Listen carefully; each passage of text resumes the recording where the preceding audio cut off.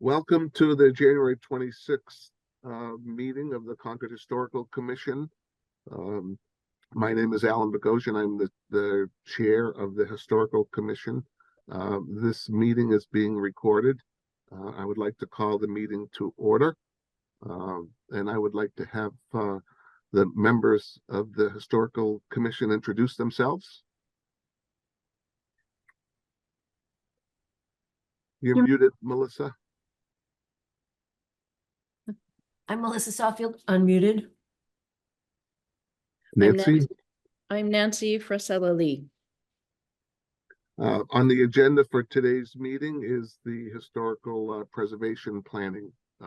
Elizabeth and Peter are here, and we'll can go over the items for discussion. Right, so we're going to let this is the beginning of a historic preservation planning process, and the consultants from Heritage Strategies are here, Elizabeth Watson and Peter Benton, and they'll be leading the charge for the historic preservation planning process. So they'll be leading us through this process. Thanks, Anne. I'll speak up first and Peter can back me up. We want to talk about scope and schedule first. There's basically 4 phases to the planning. We follow a fairly well-established standard for the Massachusetts Historical Commission, which basically asks for a quiet period the first 12 weeks. And in our case, we're going to need more time. We'll explain that in a minute. But that is to get us up to speed in terms of all the background information. MHC, for example, wants a report on, the Macris inventory that you all have. That you have 1,928 entries in Macris. It may be the largest. I figured out just this morning how I can actually scan and see who else has got that many in Massachusetts, and I'll let you know. But that is a huge number. And we need to characterize that group, how many National Register listings, which is actually I'm finding difficult to do because of there's some duplicate entries, and you can't just search and replace on NR IND, which is a code they use in Macris. We have all of this in a wonderful Excel file that they gave us, and we have all that they could give us in terms of downloadable forms, and we have those in our computers. So we're actually pretty quick going back and forth, sort of looking at stuff, but it's still taking quite a long time. You had 4 surveys, and those surveys were done in. You had 5 surveys actually. You worked with Anne Forbes in survey 4 phases, 1989, 1990, 1991, and 1992. Magnificent work and unusually late involvement of volunteers. The CHC volunteers were dedicated, and Anne did the field work and backed up the information that they provided and completed the forms, but they did the work of the Lord in terms of research on some of these properties. You have 135 area forms. You have 1,803 individual building resources, most of which are documented through the Form B, as it's called. It's the individual building forms. Just 5 cemeteries and burying grounds documented through burial ground forms. I'd love to check for you guys to tell me whether that number would be correct. And 150 structures, objects, and sites like bridges documented through various individual forms. Many of those are associated with primary buildings, which are also listed in the inventory separately. And those are associated with primary buildings in the Minuteman National Historical Park. Not all that many historic districts, but thick on the ground with individual buildings individually listed, and just wonderful work. One of the things that survey did was replace a number I have not yet been able to determine of volunteers did some rough and ready kinds of survey forms. This is all before Massachusetts Historical Commission established what we have now.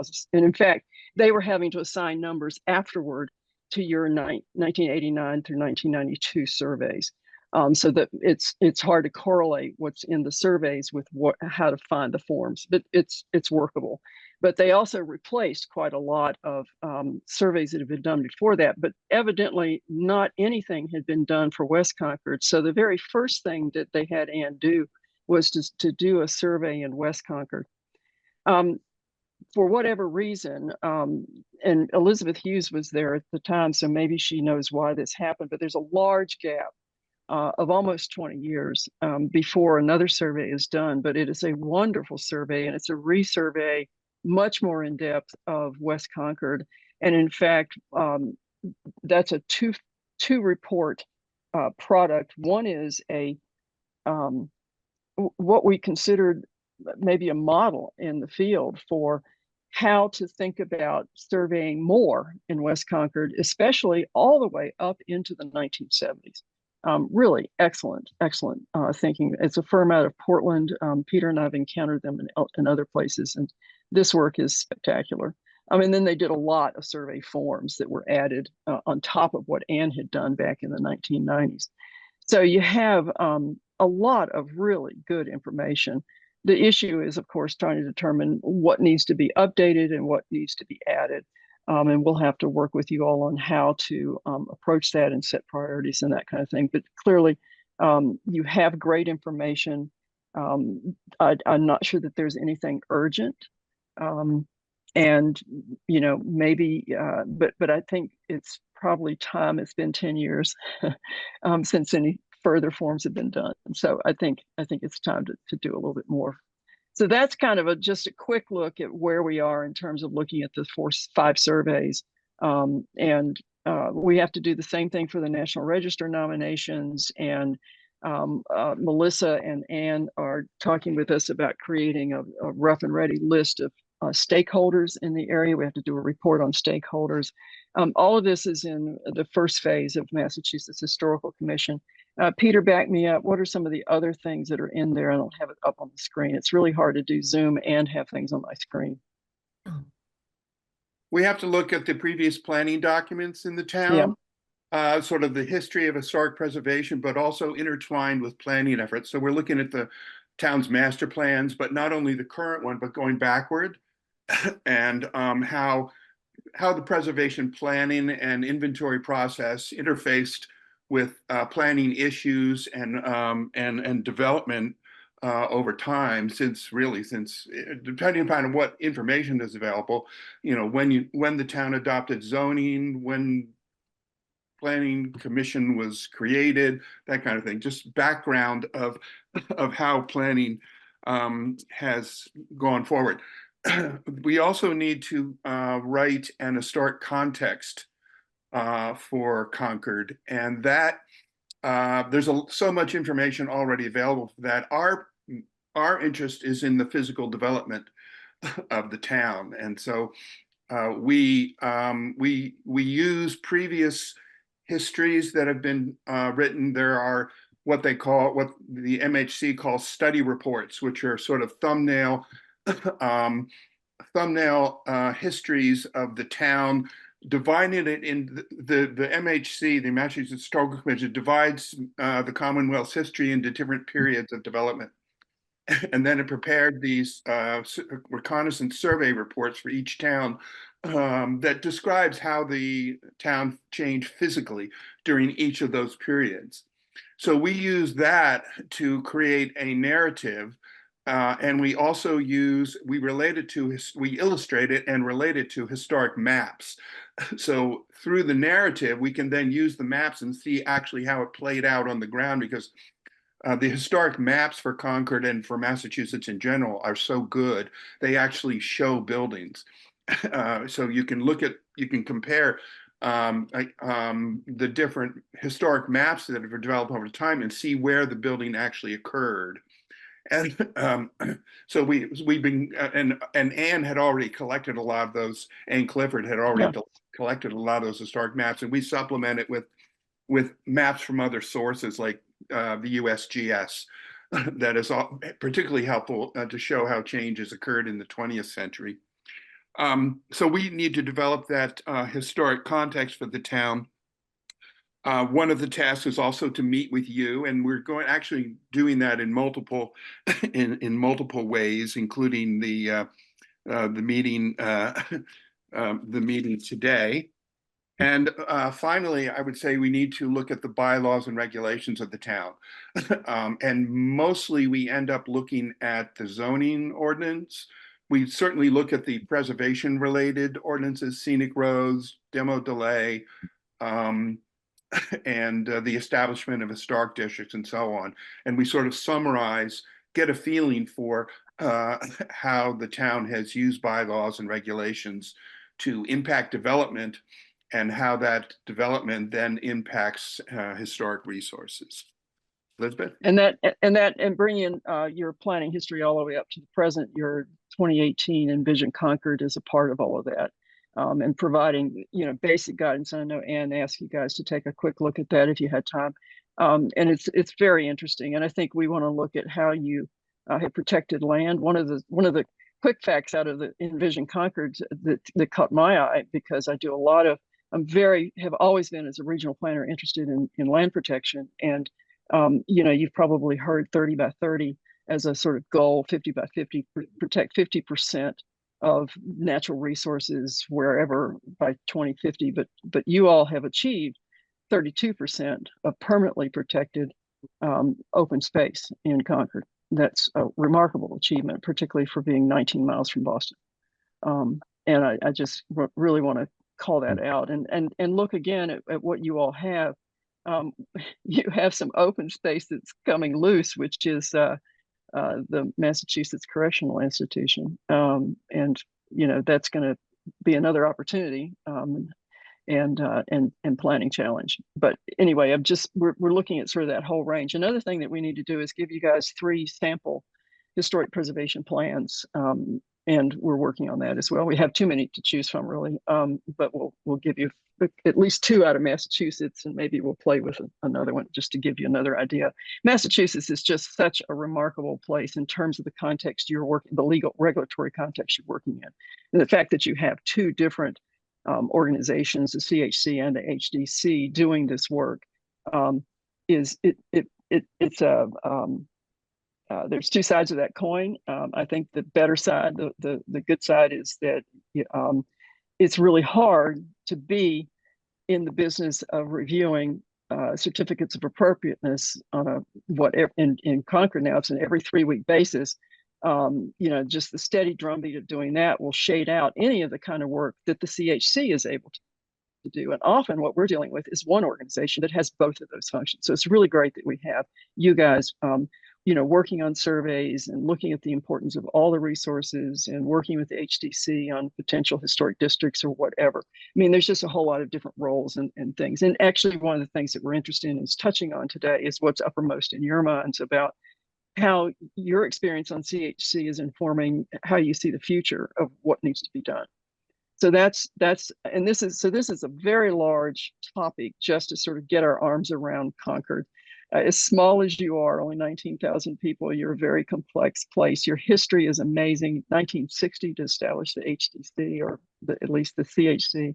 I have to even sort all out how that all works, but it's just a really rich place to work, and we want to do more than justice. We want to bring to you a top-notch planning product, which, by the way, I believe that Envision Concord is. It's just a really great piece.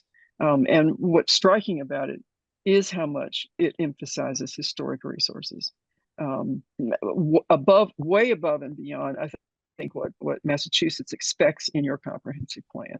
I understand a little bit better. Anne started from the very beginning with Anne, we started talking about interpretation and heritage tourism. And the plan certainly just leaks out an interest in heritage tourism everywhere, on every page, it seems like, at least in the beginning. So we're really looking at how do we think about Concord and help you track your way through the thicket of options and possibilities that you have. So that's, and if this has felt like a quiet phase, it is for you. the big piece of it, and what Ann, I think, said aptly to me yesterday, is we need to do some planning for the planning. We need to begin thinking about phase 2 without actually executing it. We are executing a little bit of phase 2. Now, what is phase 2? Phase 2 is the public outreach. It is where we need you very much in terms of just your ability to touch the community in a variety of ways. We see 4 different ways of reaching out to the public: individual interviews, focus group interviews on specific topics, a public meeting, and a public survey. Survey monkey kind of thing, something to just, lightly touch everybody in town that say, just say, hey, if you've got thoughts, here's a survey that we can capture your ideas. And we started doing these surveys. This is, we just celebrated yesterday, Peter, right? Our 15th anniversary as a firm. Today. So yes, I'm raising my hands in victory gesture here. But we only started using the SurveyMonkey technique when the pandemic hit. I was in the middle of a startup, and fortunately, I had gotten into the community in the first drop-in, which is what I did with you guys in December. I came in and just drove around and met a few people and looked around, and I've been able to do that. So I felt comfortable with the community, and then I had to almost completely work with them on remotely. So we devised a survey that we have been refining ever since. Have used it, I don't know, 5, 6, 8 times. And we've found it very helpful in getting some insights directly from people who are interested in the topic, without forcing them to come to meetings, or even sit through webinars, which we can do. And that would be kind of a 5th technique. Your public meeting is something we'll need to talk about, but it is a requirement of the Massachusetts Historical Commission, so we have to do that really well. Elizabeth, could I interject for a sec? The public outreach, which Elizabeth is talking about, is very important, but the companion to that is the stakeholder outreach, and to do that, and I personally actually think it's more important, because the stakeholder outreach is looking at other boards, commissions, and committees, nonprofit entities, all kinds of organizations that have a stake in historic character, historic resources. And the relationship is, how do they work together? What are their common interests? What role do they have in the plan? So we're talking about the museums, we're talking about the Minuteman, we're talking about the tourism entities, so I think that really developing the working relationships by identifying and creating relationships with other stakeholders is really at the core of the plan.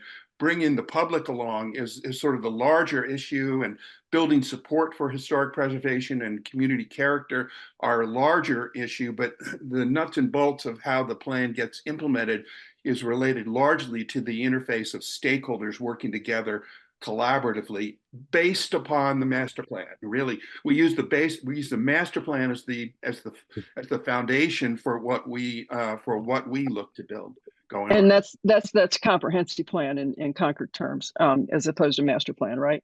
Yeah.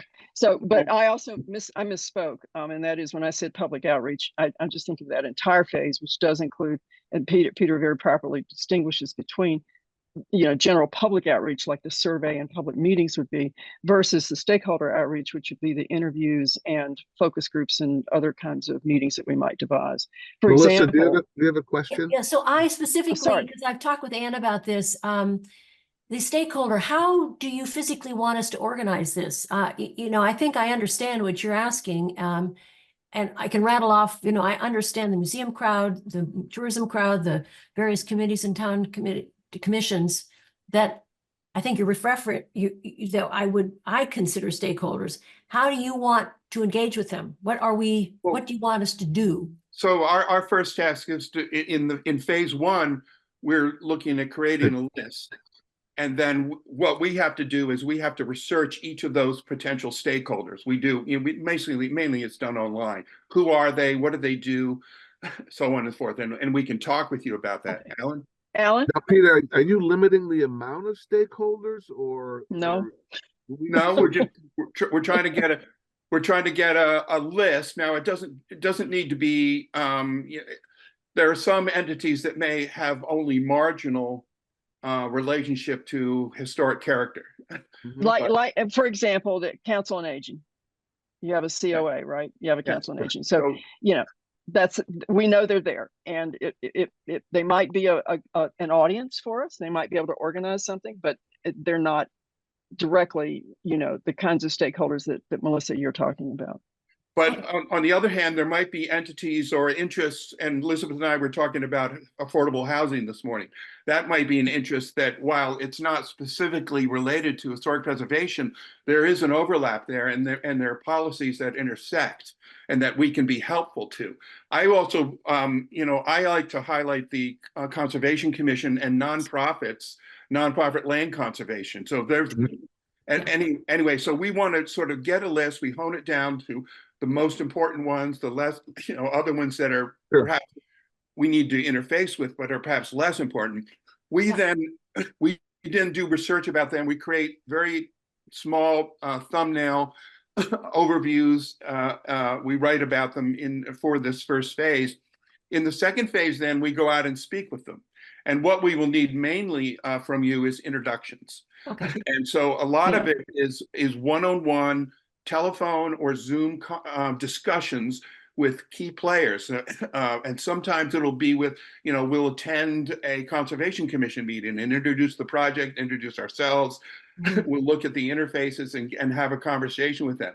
But then there may be specific people as well who we need to actually have personal interviews. And those interviews are intended to be private. So we can get unvarnished views about whatever subjects are important to them. So they're really one-on-one, Elizabeth or me with them, and then we come back and try to build those relationships. And then and from those interviews, we may devise further meeting with you guys or Anne or other groups or something like that. Nancy? Do you have a list? I'm sure you have a list already that you've started.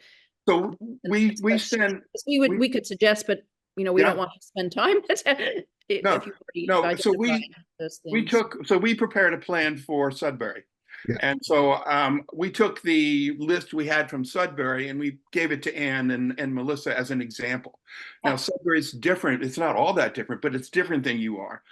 And so we just, there are things to take off that list and things to add to. But some of them the Conservation Commission is different. The Select Board is the same, the Conservation Commission will be the same. So there are a lot of town entities that will be the same.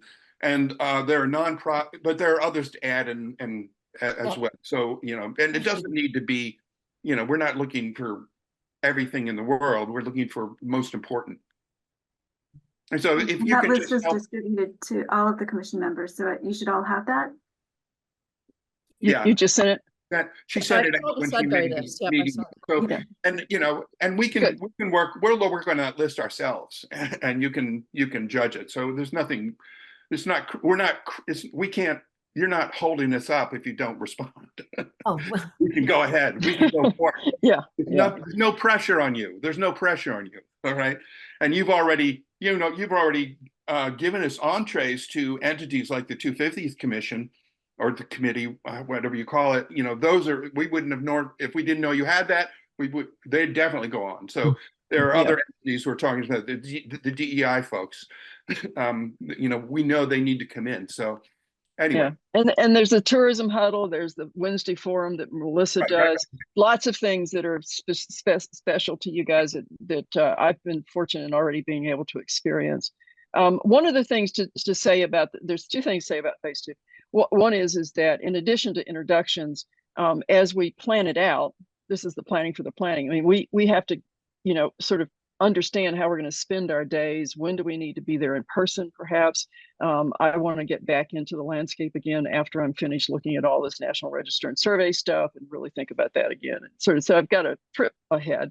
And how do we do that? And is it useful to the public outreach or not? The general phase two outreach. And what, so we would be talking to you also about all that, looking at, the survey, helping us with that. Just so there's a lot, I think, of your involvement. The other thing to say is that in phase 1 and phase 2, what you have not heard yet as a word is the word recommendations or issues even, but we're listening. And that's the point of these conversations, is to begin to understand what are the top line issues, what are the relationships and how can those be aligned in a way that help, the next phase of your historic preservation world. And so we really are beginning to look at that. Phase 3 is when we develop those. And it's a little bit awkward, but basically we've learned to deal with that. We're used to sort of writing an issue and then writing recommendations. And, MHC thinks that we should do the issues and then come back and think about the recommendations. And, but just know that what's happening throughout this entire process is we're listening to you guys. And, I got to sit in on the HDC meeting on Wednesday night. And Ann and I had a very productive conversation the next day about major and minor actions at the HDC and, how the whole system is working. And so, sort of unpacking some of the guts and works of what you all do is also important. And that's the kind of conversations that we need to be having with you guys, as well as with all these other stakeholders and partners and interested parties. So phase 3 is recommendations and first draft. Phase 4 is second draft. They give us a fair amount of time for that. We think it'll take more time, but the real meat of our time is the first 2 phases. And we talked with Alan and Melissa about this in the past, and we were trying to create a schedule that would have us finishing the public outreach, the phase 2, the outreach phase. I won't say public again. The outreach phase before the town meeting. We don't think that's possible.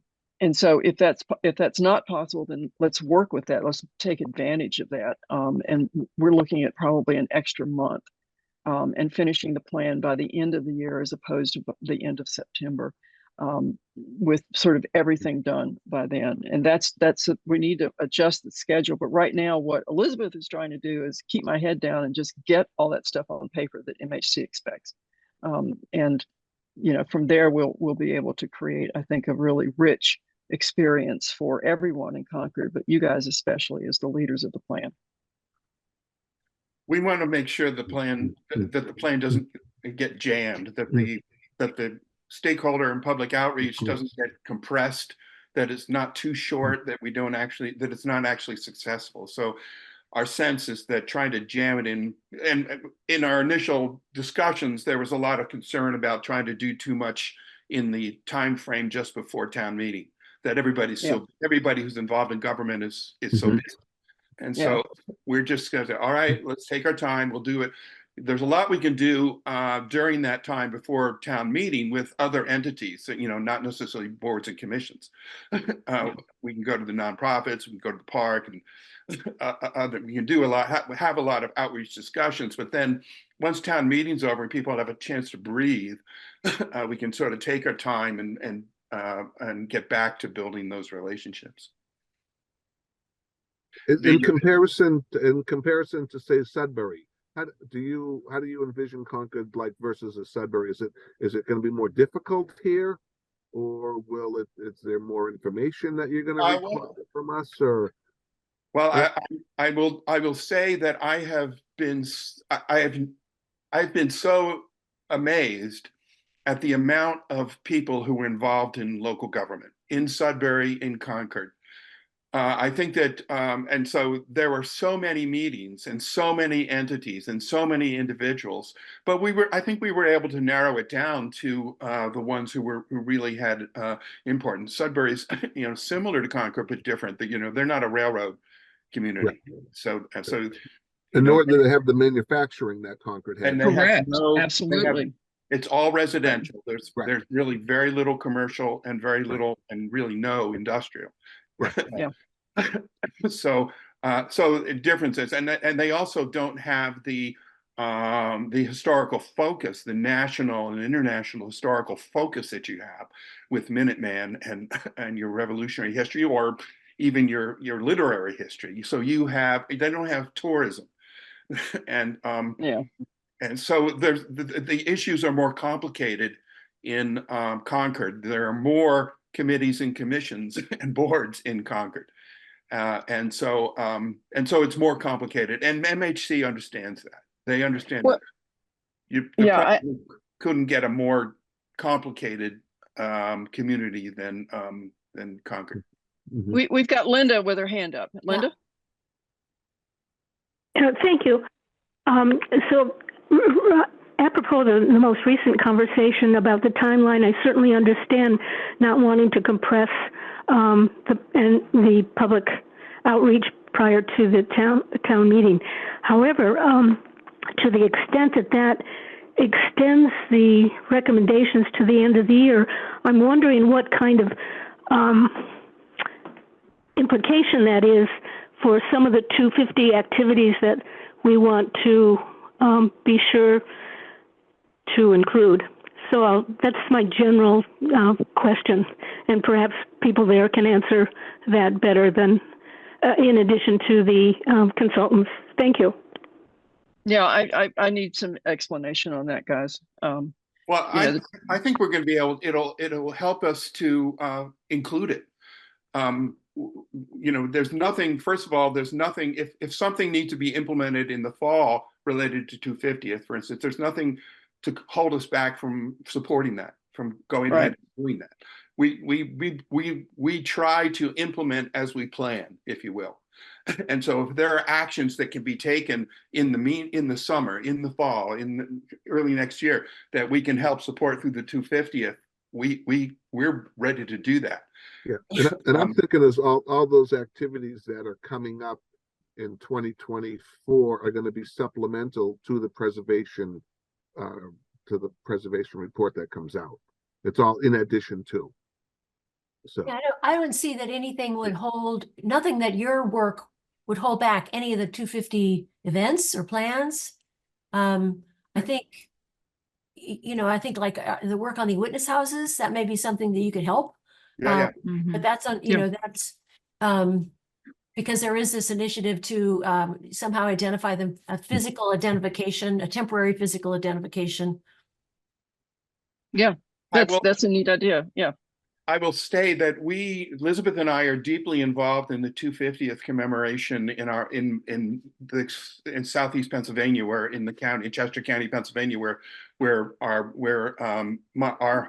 office, where Heritage Strategies is based.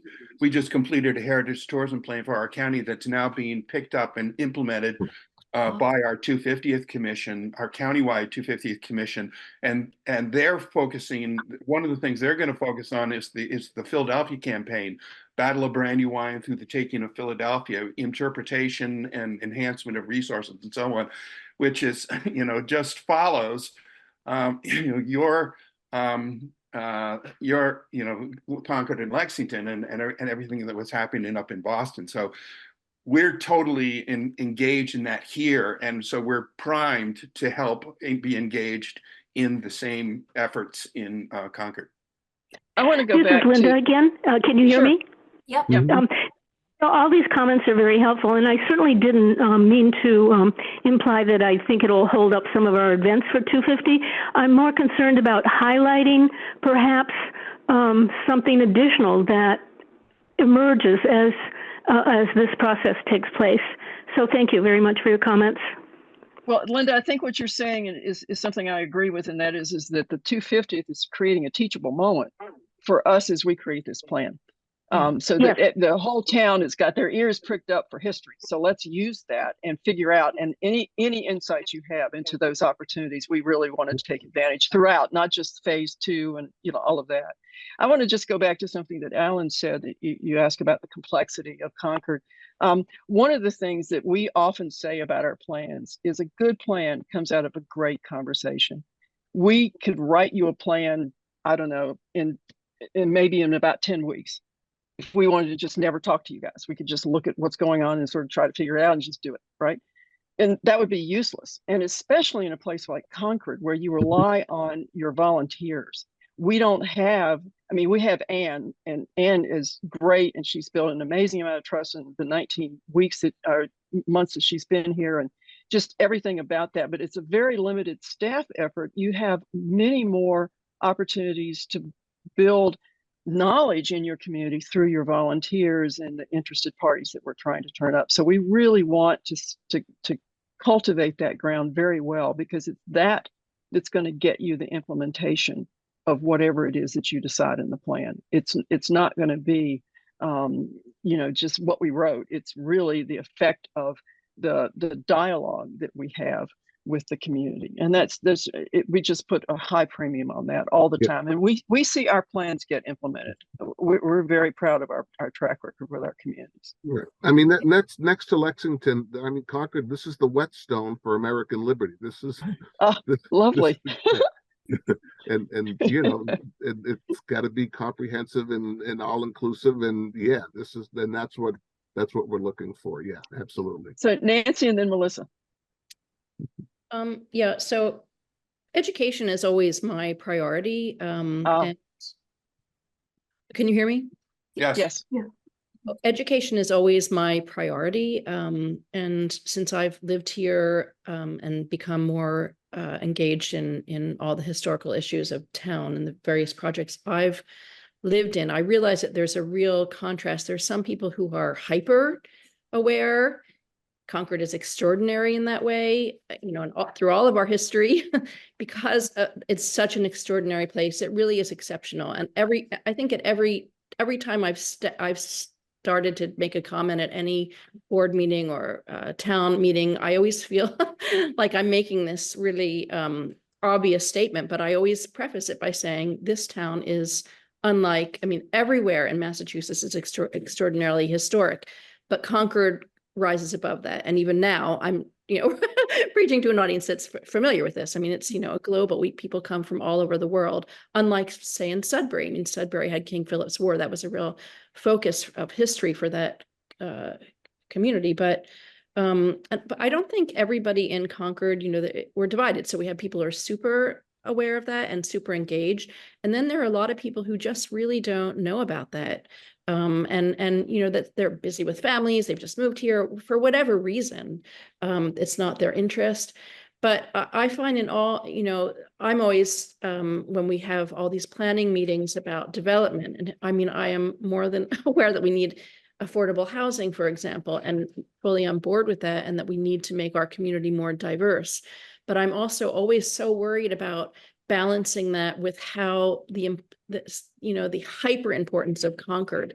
And so I'm hoping that whatever comes out of your work or in the course of doing these public surveys, that we will somehow get people who are not obvious stakeholders to get them more involved. Yeah. And to, explain to them the importance of things like, this is just a really minor example, but yesterday, you all know that our tercentenary signs came down, and I wanted to go, I've been very involved in that, and I wanted to go and see the holes. So I did. And the Concord Bridge reporter was there, for example, and she told me that the people in the Helens, the people who own that they were really, really super upset. And that really hit home with me, because I happen to live in the house that the baker who owned that building, in the turn of the century. So they know me, and we're always talking about sharing pictures. And I felt really sad, because I thought, wow, I've been working on this, and they're people that I really love and appreciate. And they don't understand this. So I'm hoping that this really brings our community together. And I think that we have to be really creative in figuring out how to reach people in an unusual way. Okay. Melissa? Well, sort of the thrust of my questions changed a little bit, but I'm so grateful actually that the timing that you're here, that this is also the time MCI Concord is going down, because this is a real opportunity to do what Nancy is talking about, to educate the people about the magnificent superintendent structure, the big brick Second Empire building there at Route 2 and across the way, the John Cummings House, who is so important for various constituencies in Concord, even at Harvard, and people who care about the role of the slaves and the Black at the time of the Revolution and before, because he was clearly one of the most important slaveholders at the time.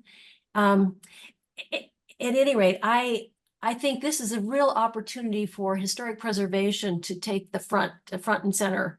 I know that you'll be long gone and they will have not made the decision on the disposition of that land. I know that, but I would feel it a huge failure if we cannot preserve those two buildings.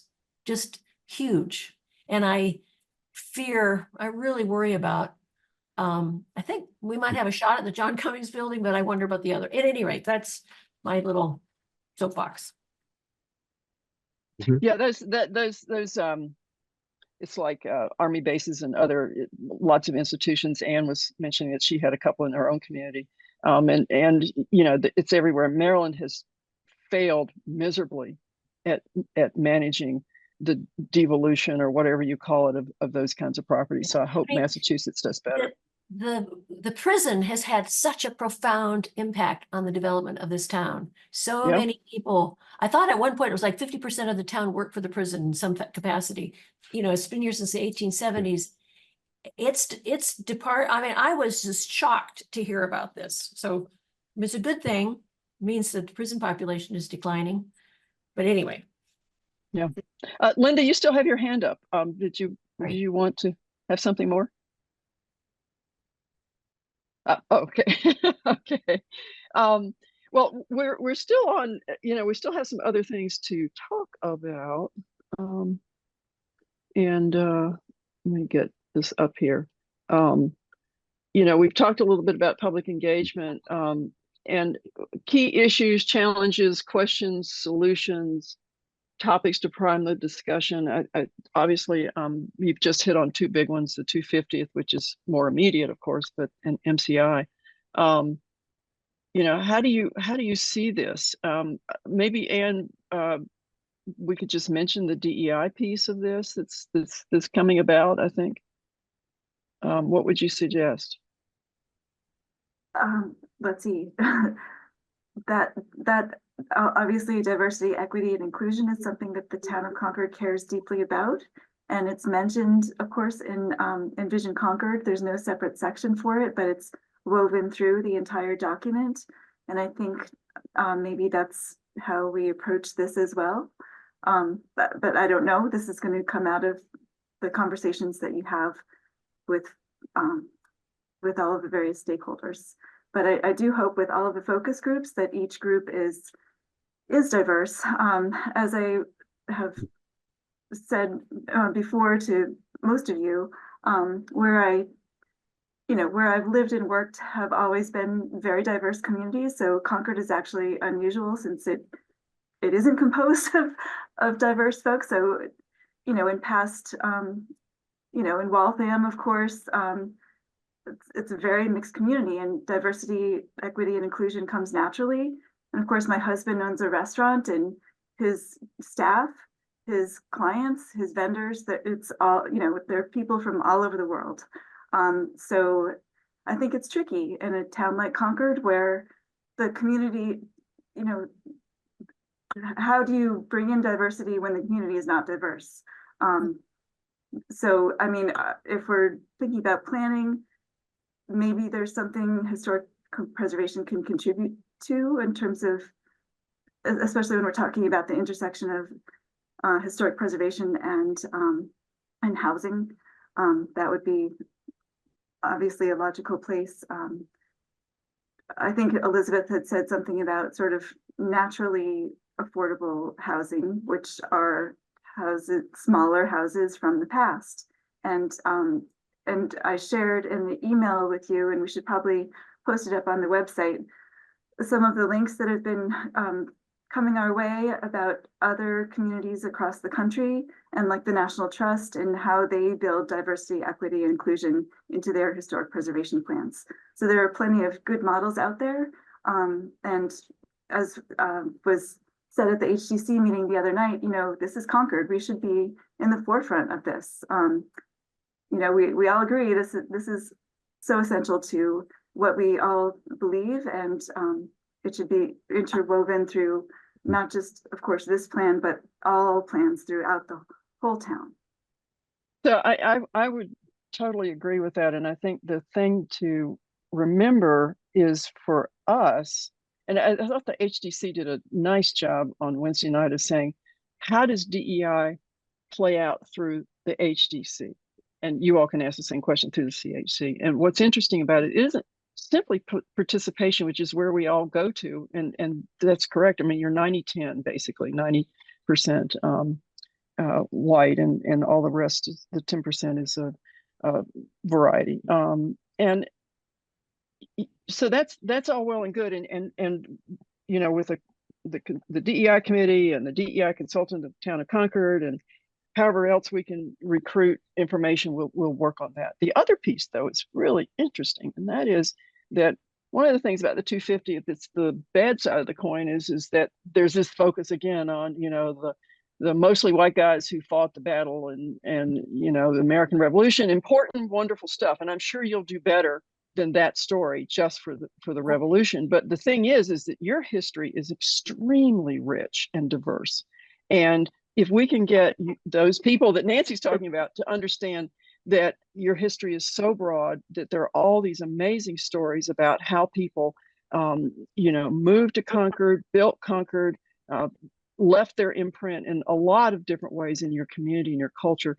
How do we need to talk about that? And that gets us to some of the other pieces of the diversity of interpretation, which is really, in fact, where I guess when we walked in, you all were having the conversation about removal of the tercentenary sign and Jethro's tree.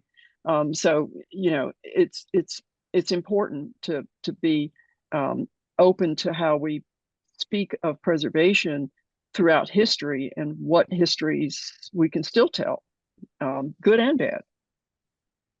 Well, I And mean, of that course actually, what you're talking about is something that the Concord 250 has really embraced. Mhm. I don't know that we will, I should send you a paragraph. I mean, that for the annual town report, I think it's really quite an excellent, Diane Proctor wrote it up about the objectives really for the goal of the Concord 250 is to do just what you said. Mhm. I mean, I've been on the committees from the beginning, and from day one, we did not want it to be just about the white guys at the bridge. Yeah. How well we succeed in telling a bigger story remains to be seen. Well, if you project it as the start of an amazing American growth that's reflected completely in Concord, if not outstandingly in Concord, because of, you know, the whole literary piece of it, but just, you know, the early national stuff, the industrial stuff, conservation. I mean, so many of the conversations that we now have stemmed from the years immediately after we were ignited by the American Revolution. Yeah. So I think there's ways of projecting that will help historic preservation as well. Yeah. And of course, the indigenous people who were here, you Oh, know, Before, during, before and the still Europeans are. came, and you know, the reformatory women, all of these stories that we could bring more to light. Yeah. Yep. Elizabeth, we lose Elizabeth? I'm sorry. I'm writing down some notes. I'm making just a kind of a one-word list. If it was in front of you with a pen and paper, I could do it on the wall, you know. But the 250th, MCI, DEI, housing, and DEI in two ways, and then interpretation. His heritage tourism is another big topic that has been mentioned to us so far. You know, we all need to have I think in our hip pockets, a sense of all of the different issues that we need this plan to address. What are we missing here in this conversation?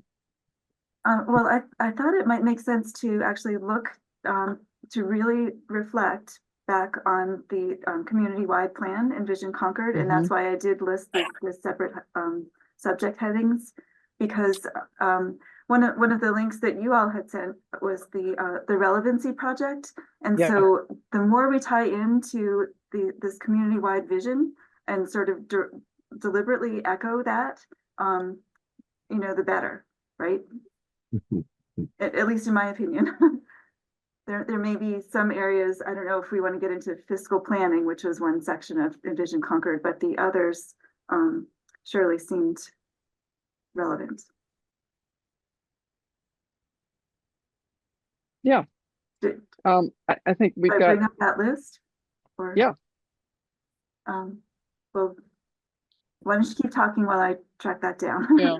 I think the housing one is a big one. If you guys want to get turned on, I've got a 75-minute presentation by Donovan Ripkema, who's the really spectacular historic preservationist. He's had the Crown and Shield Award, and he's just done the work of the Lord in terms of economics. And he's looking at housing now. And he's got a presentation he did just in October. It's video, but it's fascinating. And you know, how can Concord help with the housing problem? And the Envision Concord starts it, and maybe we can continue it in here. He's got some pretty radical ideas, like, you know. Can you send us No. that link? I will. Don't demolish any house built before 1970 is affordable. Yeah. So how do you convince people though, when money is so loud and talks and very Oh convincing? yeah. Oh yes, very convincingly. Yeah, I mean, I think we can wrestle with the options and see what will fit with Concord. And you know, remember, I mean, Peter and I have careers of more than 40 years. You know, it just takes a while to get some ideas across. You know, it can take a while. But if you all know what you want to talk about and where you want to go, you will have an impact over time, if not immediately. And that's one of my issues with every time we go to do a demo delay, is we look at these houses and I said, these are terrific, awesome houses, and they could be sold to someone, a young family. Yeah. As a starter house. Why are we taking them down? But they're Yeah. not, but they're $1 million houses and a starter family can't afford it. So it's complicated. Right. Yes. But, Right. but then they get turned into $2 million houses. Right. So then Yeah, Or or we $4 really million. can't yeah. afford them. Right. You know, Right. and we're losing those small houses that, you know, that Alan references. You can drive around and see how many are gone and how many are left. Not, Well, this may be a focus group topic, a topic that we want to spend time on with you guys as well as others. Let's get you fired up with Ripkema. He's got radical ideas like, I don't even know how you do some of this stuff. And he says so too, but you know, well, right of first refusal for the entire for the town on every property, right of first refusal. And I have if a you, question. That's a good, yeah. that would work. But do you sometimes involve in your focus groups developers in the area? I mean, I can think about 4 or 5 builders that you see their signs. Alan, you could too. You see them, the same group, same outfits. Mhm. Have you ever talked to them? Is that worth a conversation? Absolutely, it's worth a conversation. But I know a lot. I know a lot of what the answers are going to be too. Of course. This But is so therefore, what you're variety. How do you how do you tell, you know, someone, well, we want, you know, for the preservation of the town, but all they want to do, the bottom line is they want to max out their profit. and make Well, money? you know what? I mean, Ripkema is recommending, he doesn't have a number on it, but a massive demolition fee. If you want to take down a house, you pay into a major mitigation fund. Right. And then Wow, you but guys that- use Be it a for bad housing. thing. Right. So that would take town meeting. That would take it would be interesting. Oh yeah. Oh yeah. So there's tons of ways to talk about it, definitely. Okay. And you are, you know, I mean, one of the things that in going back to Envision Concord is you all talk about allowing more density in the center and town center. Well, that's a historic district. How do you do that? How do you do that well? You know, Ripkema and I are both big proponents. I haven't been involved very much, but in accessory dwelling units, ADUs, to get the density. But what if they basically say by right you can have 2 houses on a single family property? What happens? Yeah. Our historic districts, the MBTA Communities Act, which I think is what you're referring to, it is not touching the HDC districts, right? And I don't think that's excluded. That's a very limited approach in MBTA Act, and it's a good one. It makes perfect sense, and I think everybody, you know, pulled their own weight on that. And Elizabeth Hughes has done a great job with her team, all of the staff, figuring out exactly how to slot that in and do that well. But you know, in Minneapolis, they took away single family zoning. I mean, you can tear down a house and build 2 houses.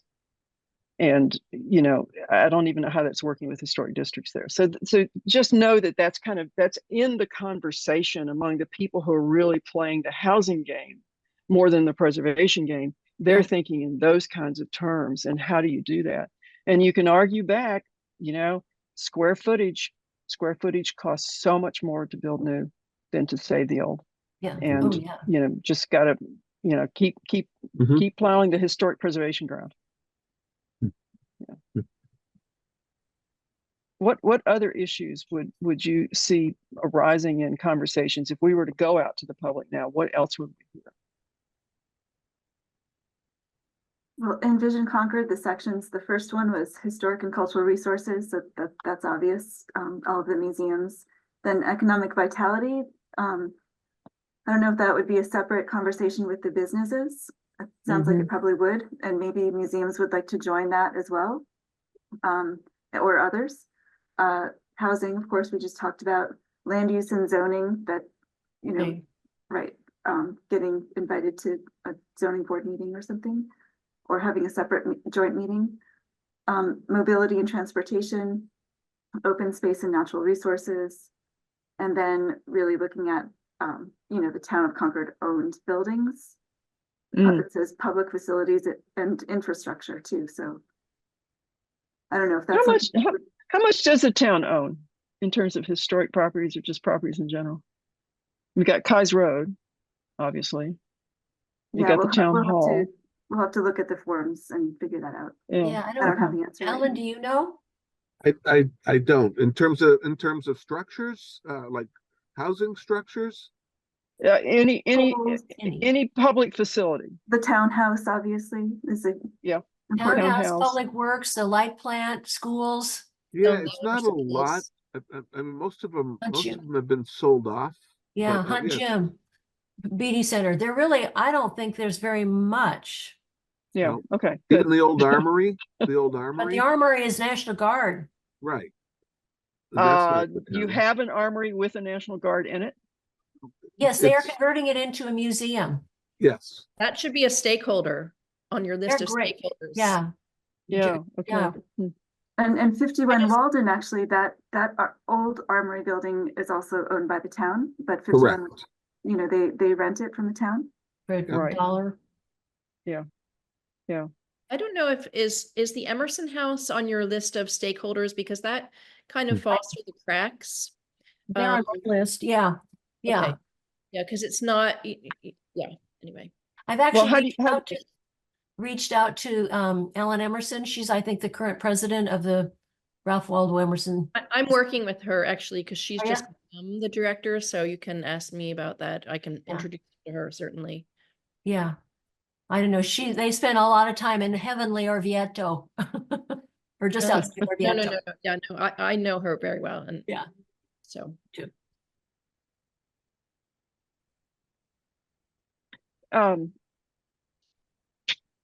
Do you have, I think at some point we're going to need to talk to you about vision and goals in a proper way.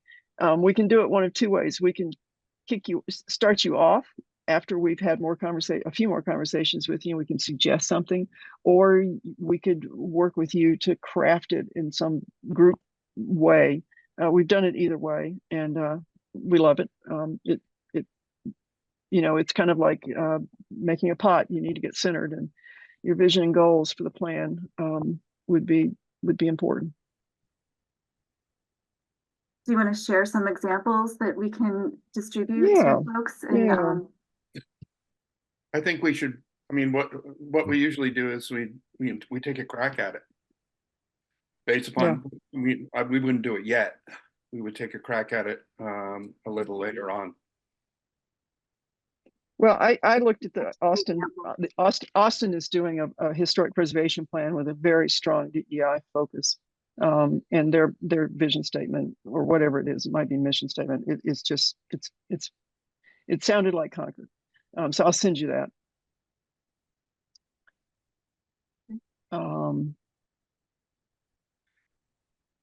Yeah, I'm just looking at all the different lists of things we had on our schedule, on our Well, I think list.